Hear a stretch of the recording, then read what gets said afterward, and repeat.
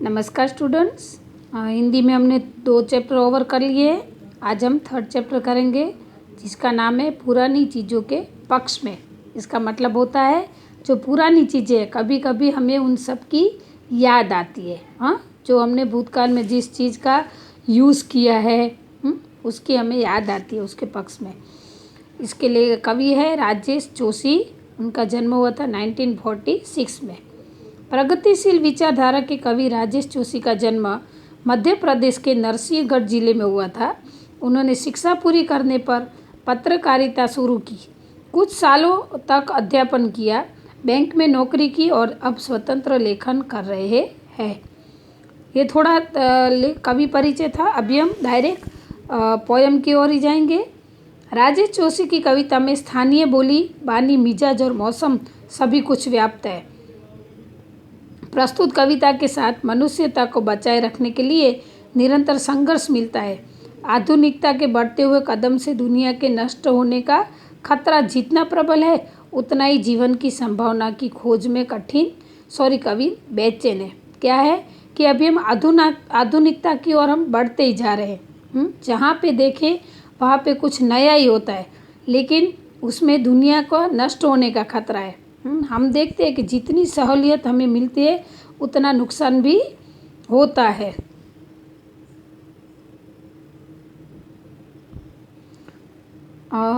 अभी हम पोयम समझेंगे। कितनी ही बदल जाए यह दुनिया, काम आती रहती है लोगों के कुछ पुरानी चीज़ें हर वक्त। कवि कहते हैं कि दुनिया चाहे कितनी ही बदल जाए, लेकिन उनको काम क्या आती है, तो लोगों की वो पुरानी चीज़ें हर वक्त याद आती है और काम आती है। नानी की कहानियाँ और दादी के घरेलू इलाज के नुस्खे। नानी जो हमें कहानियाँ कहती थी वो, और दादी जो हमें छोटी मोटी बीमारी होती थी, कुछ लग जाता था, सर्दी हो, बुखार हो, तो ये सब दादी घर पे ही उसका इलाज करती थी। तो ये घरेलू नुस्खे बोलते हैं उसको। काम आते रहते हैं जैसे सदियों पुराने पहाड़ और प्राचीन और स्मृतियाँ उनके किनारे बसी सभ्यताओं की। सदी यानी कि 100 वर्ष का समय। क्या कहते हैं कवि कि हमें ये 100 वर्ष पुरानी जो चीज़ें होती है, वो पहाड़, वो प्राचीन और स्मृतियाँ यानी कि यादें, वो सब उनके किनारे बसी सभ्यता, ये सब हमें याद आती है। स्टूडेंट, अभी का जो समय है वो इस पोयम के रिलेटेड है कि अभी कोरोना जैसी महामारी ने हमारे देश में, यानी कि पूरे देश नहीं पूरी दुनिया में प्रवेश कर लिया। तो अभी हमने देखा कि कई ऐसी हमारी जो रीत बात थी वो पुराने लोगों की तरह हो गई थी। अभी हम ये सब आधुनिकता भूल नहीं गए हैं, बट हमने पहले की तरह रहना सीख लिया है। कुछ चीज़ें ऐसी थी जिसको हमने अपने जीवन में ऐसे उसका यूज़ हम करते थे, तो हमें ऐसे लगता था कि उसके बिना हमें नहीं चलेगा। लेकिन ये इस महामारी के बीच, लॉकडाउन के बीच, हमने उस चीज़ के बिना रहना सीख लिया है। तो जो पुरानी यादें हैं वो सब हमने अभी कर ली। हमने देखे वो व्हाट्सएप था, फेसबुक थी, उन सब में यही मैसेज आते थे कि जो पुराना ये ज़माना याद आता है, पहले हम ऐसे करते थे। तो इस पोयम में भी ये कहा गया है कि हम कभी पुरानी चीज़ों को भूलते नहीं हैं। कंप्यूटर और सैटेलाइट के इस युग में भी दुनिया की हजारों सड़कों पर दौड़ती रहती है हमारी पुरानी साइकिलें। कवि क्या कहती है कि अभी जो समय है वो कंप्यूटर और सैटेलाइट यानी कि उपग्रह का है। तो उस ऐसे समय में भी हजारों सड़कों के बीच जो हमारी पुरानी साइकिल दौड़ती है ना, वो हमें दिखाई देती है। सच एक प्राचीन चीज़ है और हालांकि झूठ भी। ये एक प्राचीन चीज़ है और झूठ भी, और वक्त पर दोनों ही काम आते हैं। प्राचीन चीज़ और कभी कभी झूठ भी हमें समय पर काम आते हैं। आदमी के सारे बहस मुबाहिसों के बावजूद इतना तो तय है, बनिस्पत हिंसा के एक सादा सरल जीवन ज़्यादा काम आता है लोगों के। यहाँ पे क्या कहा गया कि ये सच है, ये भी सच और झूठ दोनों है हमारे जीवन में।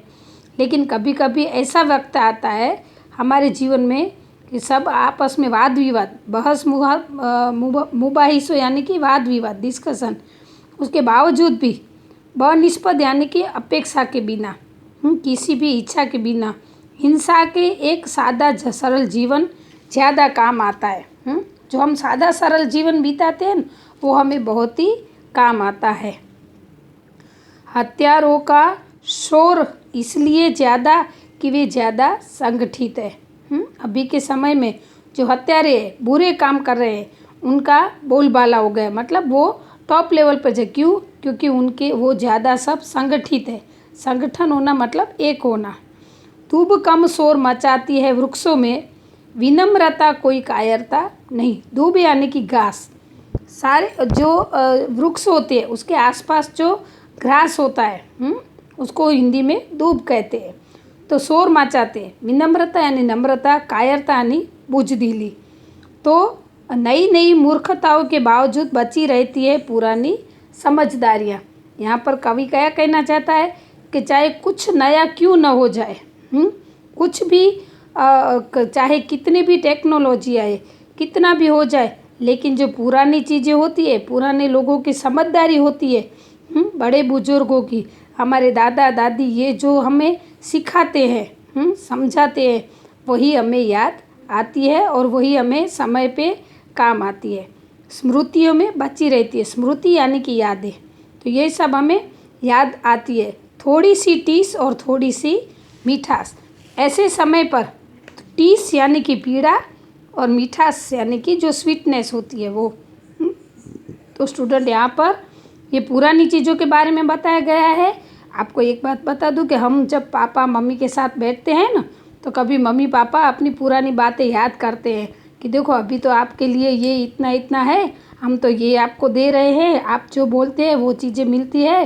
अभी तो आप 10 रुपये खर्च कर रहे हो, लेकिन हमारे मम्मी पापा जब हम छोटे थे, आपके मम्मी पापा और हम, तो हमें तो 1 रुपया ही मिलता था, 10 पैसे मिलते थे हम।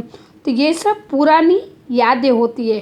तो ये स्पेशली अभी जो लॉकडाउन का समय था तब सब लोगों ने अपने फैमिली के साथ टाइम बिताया है। तो स्टूडेंट आपको भी ये महसूस हुआ होगा, आपने भी अपने मम्मी पापा के पास से ये सब बातें सुनी होगी, श्योर सुनी होगी। तो ये कविता उससे रिलेटेड ही है।